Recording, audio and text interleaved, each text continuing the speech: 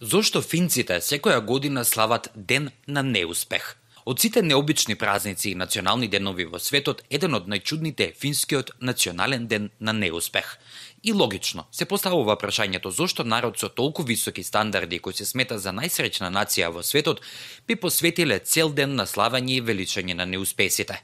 Првиот ден на неуспех го одржале студентите во 2010 година, со образложение дека на финска воиднина ќе требаат илјадници нови компании и работни места, но природниот страф од ризик спречил многумина да започнат сопствен бизнис и да почнат да ги остваруваат своите соништа.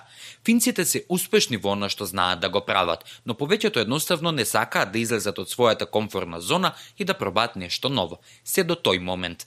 Тие решиле да ги свртат работите, не само што го прифатиле неуспехот како опција, туку почнале и да го слават. Првата прослава привлекла големо внимание во јавноста, а во идејата ги поддржале и управниот одбор на Nokia, а подоцна и многу успешни луѓе и политичари.